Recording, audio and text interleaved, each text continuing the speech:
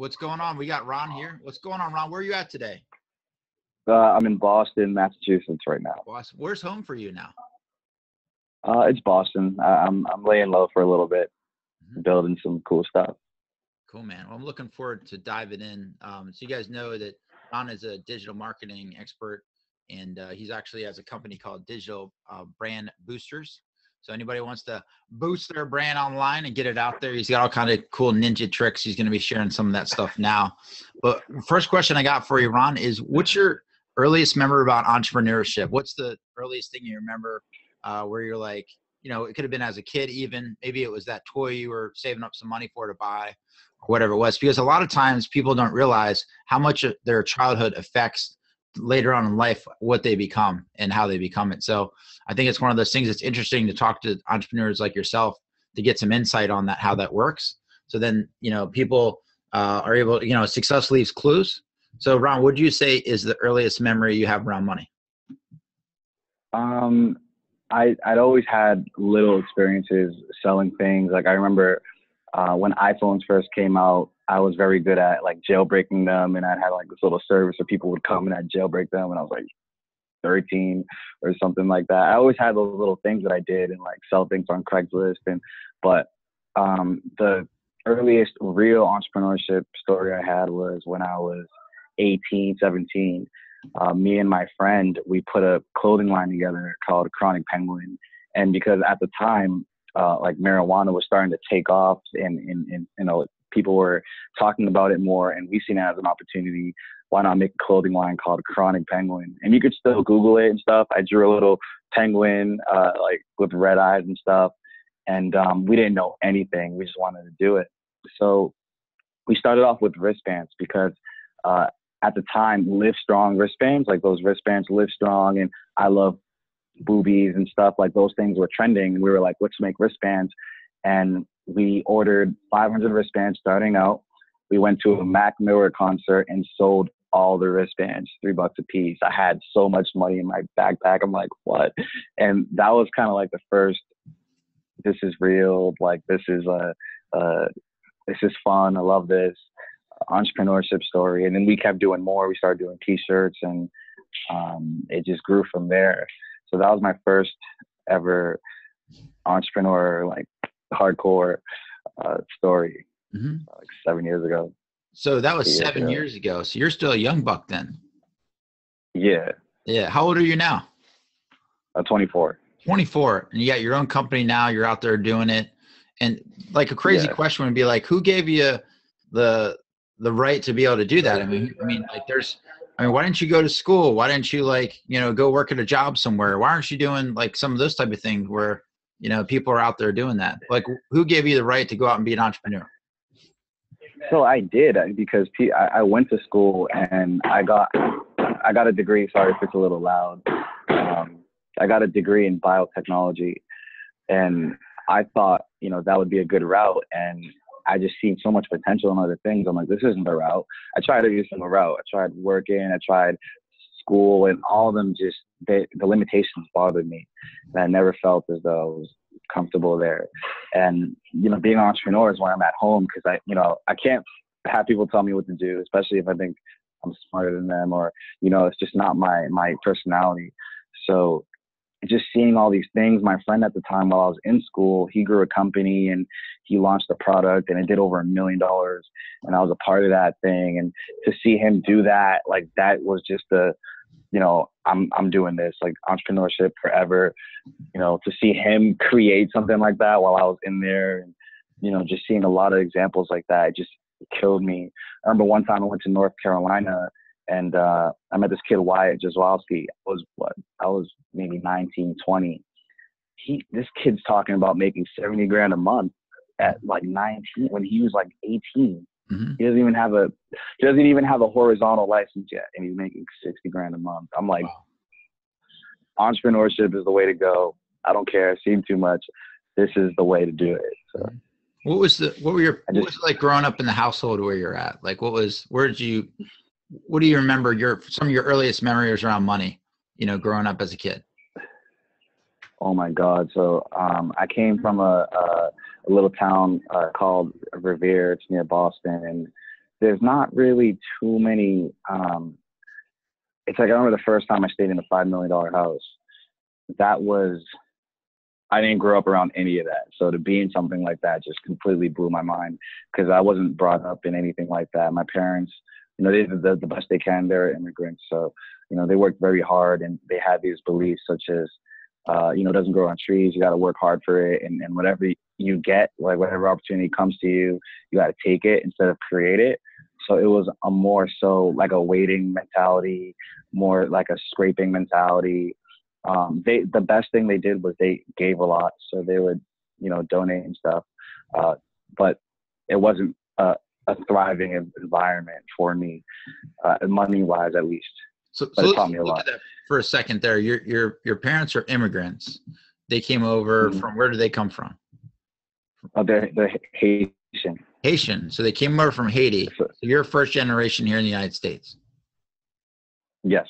Okay. So you come over, your parents are here, and they're working their behinds off, and they're giving money back to different causes and stuff like that. Where were they sending money back to?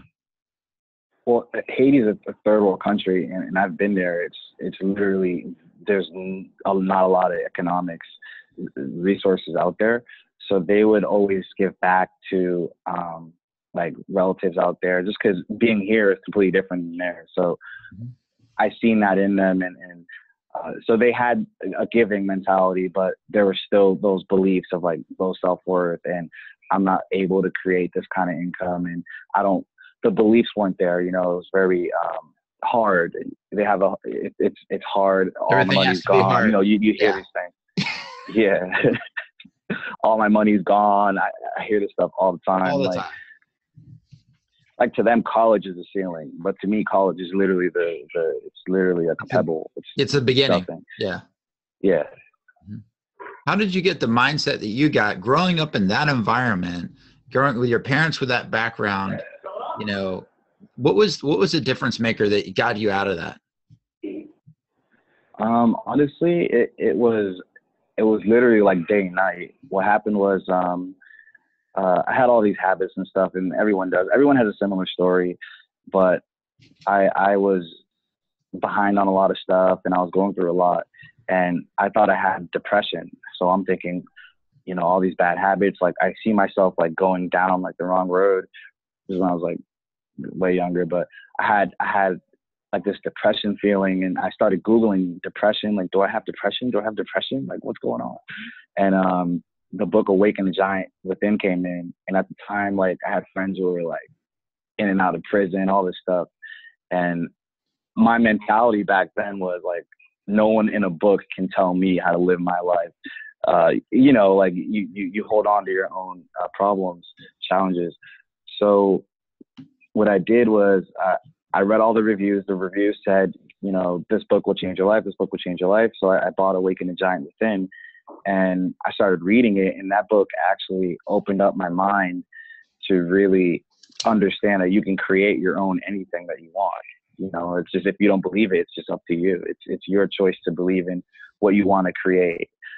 It's always your choice. It's always been. You just chose to not believe in it. And ever since I read that book. Who recommended that book to you? Like, where did you get the recommendation? Somebody had to influence you along the way. I mean, you're in Barnes & Noble one day or surfing the internet. Like, where did that come about for you? Pain.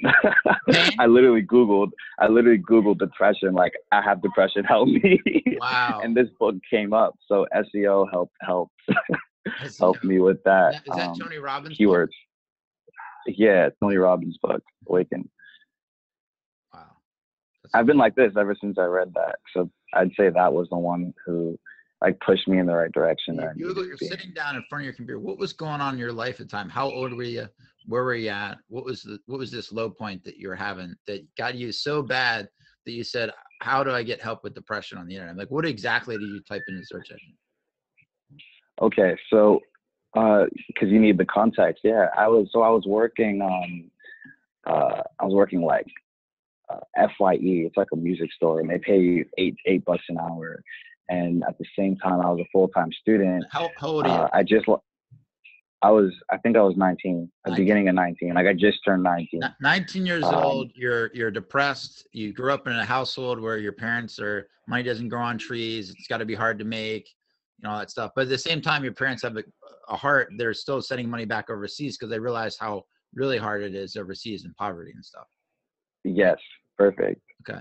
So that's where you're at right now. Yeah. And then, at that time, it's just like, because I grew up around a place where if you have problems or challenge, like meditation, you're corny. Like if you meditate, you're like, you're wacko. Like you're not, like you're weird. That's for like other people. That's the culture where I'm from, that like everyone is. So if you have a problem you're dealing with, you're gonna drink or smoke. That's what they do. So when you're brought up in that, like where specifically are you talking about? Are you talking about the projects? Are you talking about the ghetto? Like, are you talking about out in rural Boston? I mean, like paint the picture for what it is that you're really walking through on a daily basis. Because I knew it definitely is not a pretty picture from what you're sharing with. Yeah, it's not the ghetto where I gotta wear a bulletproof vest when I walk outside. Mm-hmm. But like your 13-year-olds having kids isn't really a big deal. See it everywhere. Fights every day. Like stealing cars is nothing. People just like, it's not, no one, there's not a lot of violence, but there's a lot of like negativity and bad habits, like lottery tickets, just a lot of failures, a lot of, so it's not the ghetto where, all my friends got killed when I was 15, but it's very like all my, it's not just like, it's not the most positive place, I'd say. Yeah, but it wasn't like all my friends went to prison. It wasn't unusual for people going to prison you grew up with. No, not at all. Like two of my best friends, one of my best friends is a drug addict now at the time.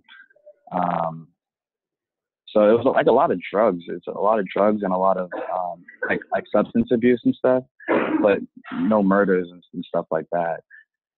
So, I'm 19. I'm going through stuff. What am I going to do? I'm going to do what I've seen all the time. Like everyone's drinking, smoking. I'll drink and smoke every day.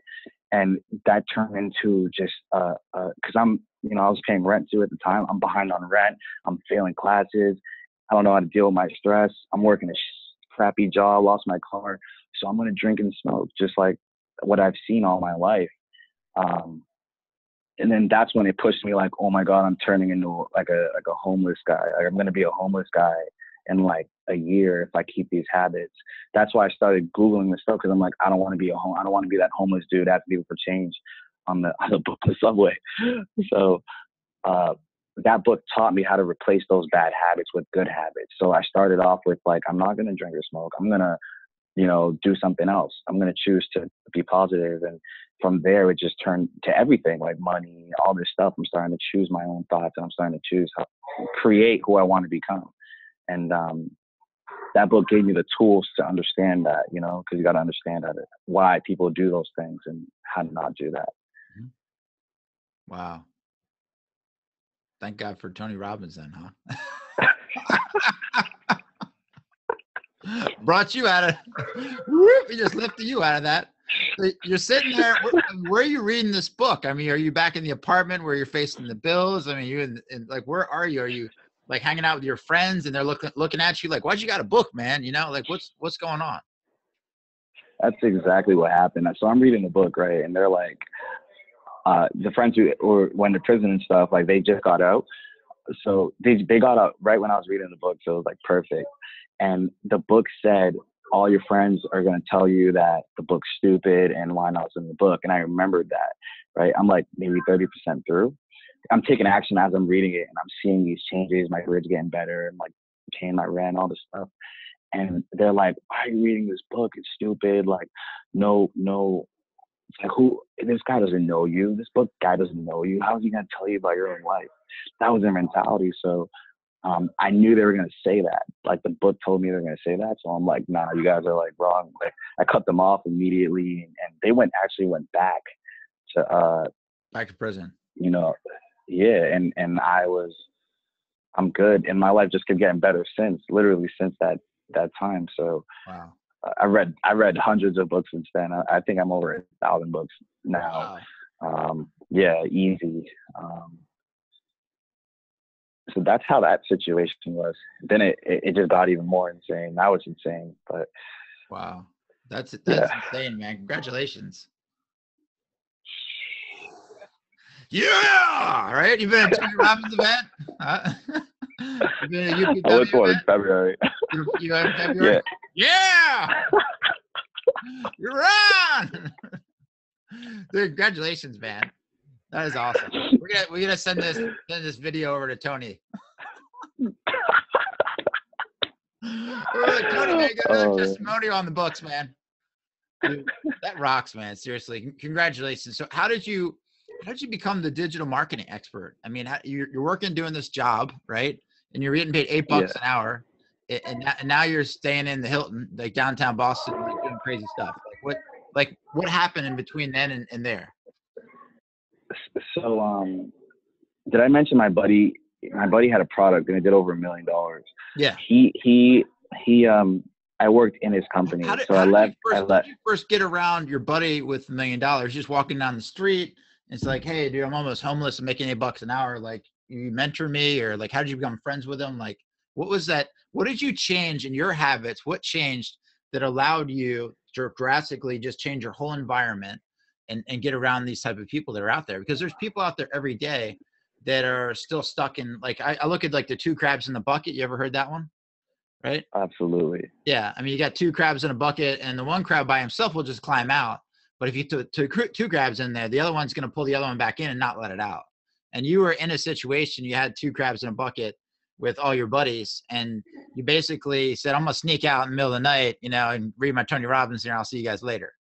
But how did you network in with the people you're working with now? I feel as though, because since then, it's like I know so many people with that same amount of thing, money or whatever. And what they all share one thing. I realize now looking back, I was extremely positive. I was just so positive, and you just attract people who are also extremely positive. A lot of people are extremely positive are entrepreneurs who have your things going on, because you got to be positive to create something that can help that much people. You got to be a super positive, grateful person.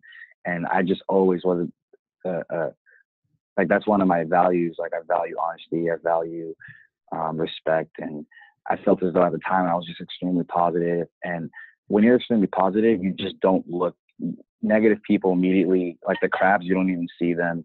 You just don't gravitate towards them. If you see anything crab-like, you don't even give it a second of thought.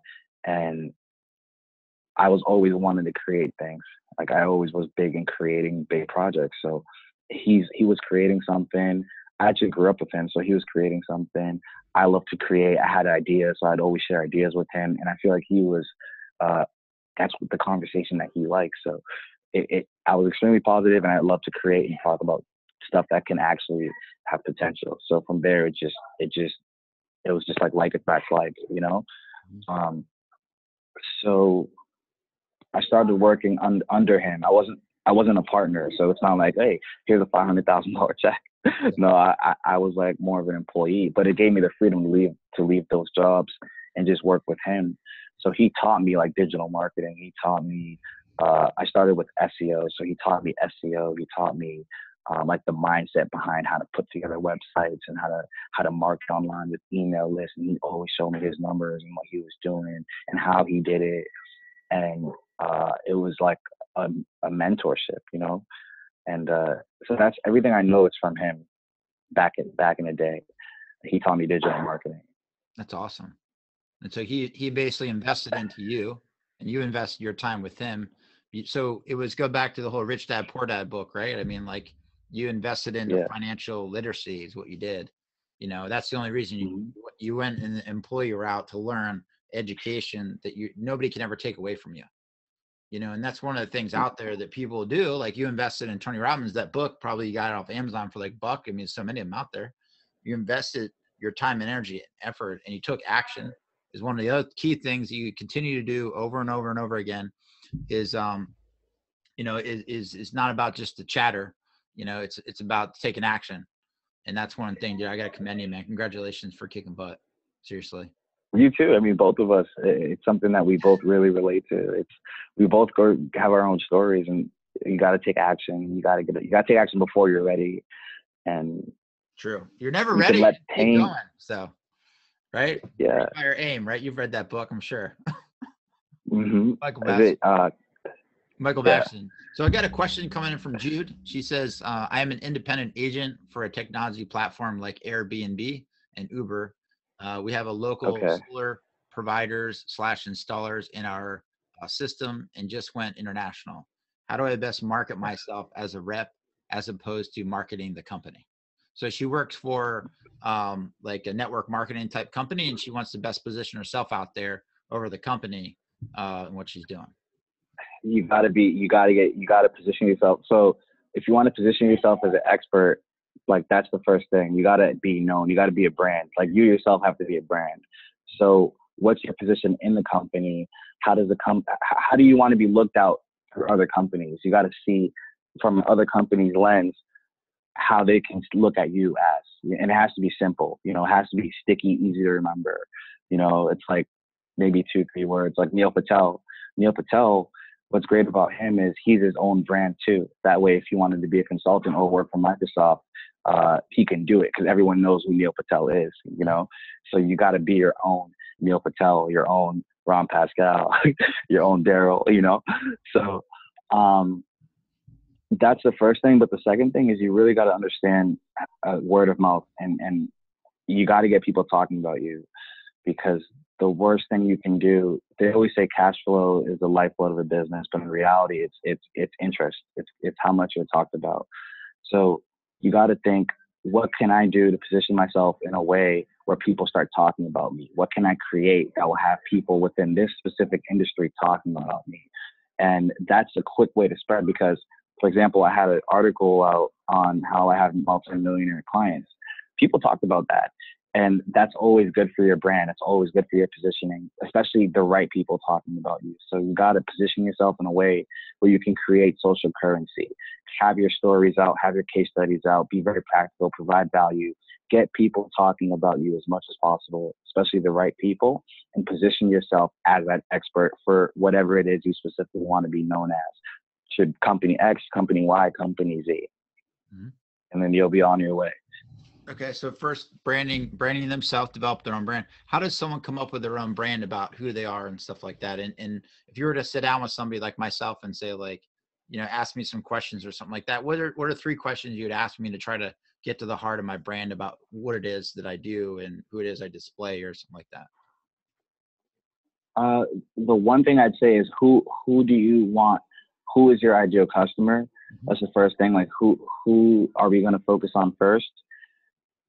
And then you have a clear image of that person, and then it's stepping in their shoes. And I'd ask you, how do you want to position yourself? Like, what other brands do you like that, and how do they appear to that ideal customer? You got to know how other brands, other companies look at to them, because then you're going to build it from that. For example, if you're the Hiltons don't have it's like we have the Hilton and we have the Super 8 motel.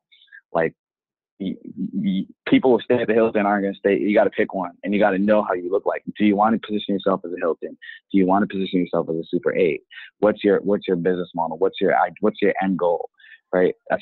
So the first thing is, who's your ideal customer? Second one is, how do you want to position yourself, and what similar brands do you want to be associated with? I'd say. And then the third one would be, what could you create that can get people talking about you, especially the number one. So what could you create that has people who are your ideal customers talking about you? Social currency. And there's actually a framework with this in the book Contagious that you should look into, that talks about how to create social currency. And a lot of big companies use it, and you can use it with your personal brand too. Neil Patel uses it. A lot of public authorities use that.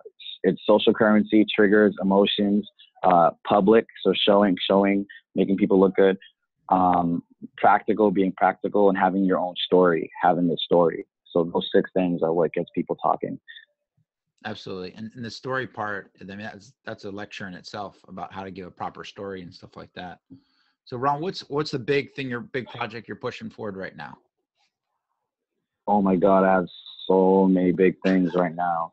The hardest part is focusing on one. So what I'm doing is I literally been traveling like a madman beginning of 2017, and I took a break just to focus on building digital brand boosters up and to the next level, right? Because there's always levels. So I learned from all. I met up with a ton of mentors, but it's time to sit down and execute. So I'd say right now I'm focusing on digital brand boosters, and I'm also just connecting with entrepreneurs. I'm going to like I'm doing a speech next month to a middle school out here. There's 250 kids, and we're gonna have big sponsors involved, news involved. It's gonna be great. So just helping communities out, helping people out, and just building my business to the next level. Then I'm out again, flying out again, all over the place. I know how that feels. Traveling a lot. They're like, I see you everywhere. I was like, business is everywhere. Sometimes you gotta go where the money is. So it's kind of how it works. What would you say that the number one thing that people come to you that you help them with, where it's like, if I was sitting across at a bar having a drink and just kind of, talking to the guy next to me, and he's going to tell me about what are those pain points that you're solving for that person? It a lot. It depends on who I'm talking to specifically, because recently a lot of people have been coming to me for branding and marketing. But it depends who I'm. Some people, they just need encouragement. They need inspiration. They need a story to just kick them, put that fire under their butt to take action. It depends who I'm talking to, really. If you're just starting out, you need that fire. You need direction. You need guidance. You need outcome thinking. You need results, right? If you're already in the game, then you just need specific marketing. Like, for example, Jude, she needs to understand positioning, branding. So you got to get a book called 22 Laws of Branding. You got to get Positioning by Jack Trout. You got to understand 22 Immutable Laws of Marketing. You got to get Contagious. You should get a book called Made to Stick by Chip Heath. So she needs that kind of stuff, Okay. So it depends who I'm talking to. So she had a question about how do you market yourself to entrepreneurs? Like how would she go about doing something like that? What would you recommend to her? Well, the thing about marketing is there's always a conversation in someone's head. So you really got to understand your ideal customer. It's like what Jeff Bezos says. He says Amazon isn't like a retailer, online retailer. We're in the customer service business. Like we are the most customer centrified company in the world. We're so focused on the customer. And that's how you market. You got to know what your customer's thinking. So if you want to market entrepreneurs, you got to know what entrepreneurs think. You got to know what entrepreneurs go through. There's a popular Facebook video. I don't know if it's still circulating now. It had over 30 million views. And it was about this guy. He was an entrepreneur, and he started off and he was failing a lot, and he was going through some crap, and he's behind on bills, all this stuff, but he kept knocking on doors, kept going. And out of nowhere, he finally reached success. He has the Ferrari, he's in the car. And the reason it got 30 million views is because he understands how entrepreneurship is. When you start off, it's not as if you're in Hilton's and all this stuff. You start off, and that's the mindset of an entrepreneur. So you got to know the mindset of what these people eat, sleep, go through. You got to know what keeps people up at night. That's what Dan Kennedy says. Once you know what keeps people up at night, then you'll know how to market to them. Because that's what good copywriting is. That's what good salesmanship is. That's what salesmanship, empathy. You got to understand your customer to the point where you know what they're doing right now, 12/37 Tuesday. Yeah. And you'll be a beast at marketing. Yeah. So that kind of tie in on that. Again, it's that conversation, it's that pillow talk that they're having with their spouse or their loved one, before they're going to bed and stuff like that. It's that what's keeping them up at nighttime. It's those things that are going to get people to move. I mean, people move because they want to get out of pain. Majority of the time, there's very few people that read a book or do something different because they're just doing it for fun. I mean, those are the 2%, which I kind of fit in that category, right? But there was a time that I was reading because I wanted to get out of pain. Just like everybody else. So I find that if you're talking to those individuals that are out there, you're entering that mindset about who that person is. Like where do they sleep? Where do they eat? You know, what type of books they're reading? Where are they hanging out on the weekends? What kind of car do they drive? You know, do they have a spouse? Do they got a kids? They got a dog? I mean, what do they do for fun? You know, where do they spend their time? You know, and you start kind of dialing in that kind of stuff. So what's a good book? What would you say is the best book out there that you've read on helping get into the mindset of somebody and what's keeping them up at night? Oh man, it's just like, I feel like every book talks about this, and just through the repetition of over and over again, I finally just, because honestly, what really taught me that is just like a mentor. It's like when you speak to mentors and you just like hear their stories and stuff, they kind of just give you, because here's what it really is. It's understanding gratitude. That's really what it is. Because when you really are just grateful, you really try to understand the person you're talking to. Mm-hmm. And when you do that with your customers, how could you not understand what they eat? How could you not understand? I really want to know my customers. I want to know everything, because I care. And when you really care, when you operate from that like level within yourself, that's better than what any book could give you. It's like, I don't know how to explain it. It's like, for example, you ever heard of that quote where if you treat how you treat the janitor, and if you treat the janitor the same way you treat the CEO, like that's how you should be. Yeah. That's because you care about everybody. So if you care about everybody, you're naturally just going to be somebody who just knows what people are going through. It's like, I know how right out of the Bible, that really comes with like, treat thy neighbor as you treat yourself. You know, that's the golden rule there. I mean, if you apply that to life and business, then you have a lot of success. So guys, I'm just going to drop the mic on that one right there. So Ron, golden rule, you killed it. Where's the best place that people can reach you, learn more about what you're doing? If they want to get in touch with you about learning more about your program. Okay, so Ron Pascal, RONPASCAL. You can add me on Facebook. You can Google me. You could YouTube me. I'm everywhere. It's RONPASCAL, and reach out to me. I definitely would answer you within the next day or a couple of days, depending on how if I'm busy or not. But just reach out to me through any social media platform, because I'm a digital marketer. I gotta be everywhere, and connect with me. I'd be more than happy to serve you and help you, or just vibe with you. Thanks, Ron. You guys been hanging with Ron Pascal, guys. All right. Here's a guy who's been there, walked the talk, and still walking the talk and making it happen. So, Ron, I appreciate you taking time out to talk to everybody today. Dude, appreciate you. I love what you're doing. You're creating awesomeness. Absolutely.